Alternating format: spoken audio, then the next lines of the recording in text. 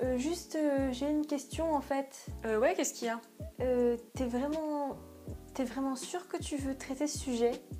Oui, tu trouves pas ça sympa? Surtout après les 2 vidéos qu'on vient de faire, c'est bien un petit peu de souffler de temps en temps quand même, non? Ouais, enfin bon, T'as quand même pas envie de perdre tous les facs de lettres, non? Allez, avoue, tu les aimes bien au fond. Ben oui quand même. Voilà, c'est réglé. Ok, bon d'accord.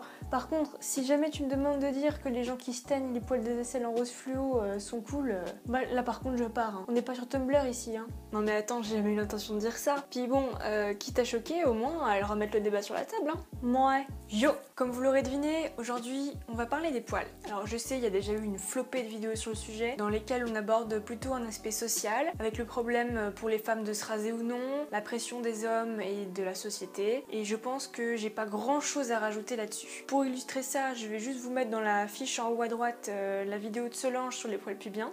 Et ouais, j'ai mis ça où?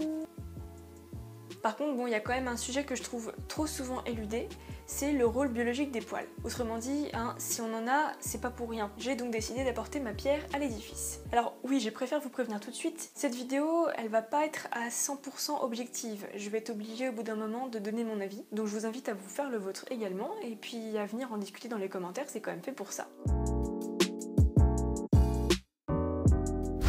Première question, parce que quand même il faut bien définir de quoi on parle, un poil c'est quoi? Les poils avec les ongles, ils font partie de ce qu'on appelle les fanères. Ce sont des structures qui ont la particularité de pousser à la surface de la peau et en plus d'être riches en kératine. Ça c'est une protéine dont vous avez déjà certainement entendu parler. Là, elle est hyper importante parce qu'elle sert à protéger contre les agressions extérieures comme les UV par exemple. On va voir vite fait comment ça fonctionne. Voici une coupe de peau qui laisse voir comment c'est fait. Ici on a la partie externe, c'est ce qu'on a l'habitude de voir habituellement, mais tout ce qui est intéressant se passe à l'intérieur. Le poil, il est engainé dans ce qui s'appelle un follicule pileux, et ce follicule pileux, il est renflé à son extrémité. Et à cet endroit-là, on l'appelle le bulbe pileux. Ici, là, c'est une partie du derme qui s'appelle la papille. C'est une région qui est proliférative et qui va induire la matrice du poil. Et à partir de cette zone, plusieurs types cellulaires sont recrutés et vont proliférer en direction de la surface en empruntant le chemin du follicule pileux. Et puis en même temps, d'autres cellules spécialisées vont produire de la mélanine, c'est ce qui donne leur couleur au poil, ou de la kératine. C'est hyper simplifié, mais en gros c'est ça.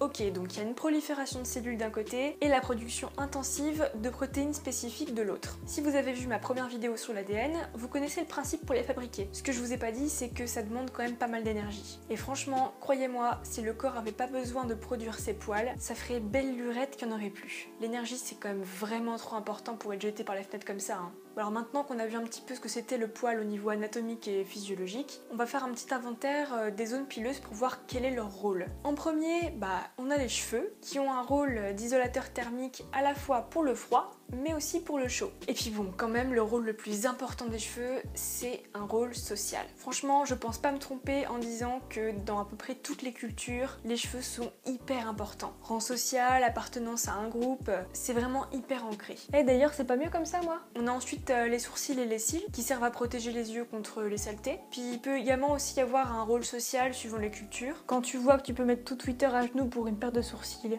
Non mais purée quoi. Pareil pour les oreilles et le nez, où les poils jouent également un rôle de filtre. Chez les hommes, la moustache et la barbe, ça représente évidemment un facteur de virilité. Une pousse dans cette zone, elle est associée à des taux de testostérone élevés. Pour les aisselles, ils servent à retenir les odeurs, et puis aussi à protéger cette zone qui est quand même assez sensible, la peau est vraiment fine. Alors de manière générale, les poils qui sont disposés un petit peu sur tout le corps, ils servent à l'hydratation de la peau. En fait, ils sont reliés à des glandes sébacées, dont les sécrétions suivent le chemin du poil jusqu'à la peau pour l'hydrater. Last but not least, les poils pubiens. Ils sont giga importants. En fait, ce qui les rend si importants, c'est la zone qui protège, vous vous en doutez. Les organes génitaux, surtout chez la femme, c'est beaucoup de muqueuses, mais également beaucoup de vulnérabilité. Bah oui, c'est chaud et humide, donc automatiquement, c'est l'endroit idéal pour le développement des micro-organismes. Non, mais bon, continuez à vous faire la boule à Z, hein, moi j'en connais un qui adore ça. Son petit nom, Candida albicans. Enfin bon, moi je l'appelle Stitch. Pourquoi? Illustration. Voici Candida albicans dans son milieu naturel, quand le pH du vagin est équilibré. En fait, il fait partie intégrante de la flore vaginale, et normalement, il devrait pas causer de soucis. Il est là, mais sa présence est contrôlée. Voici maintenant notre petit albicans préféré, quand tout part en couille.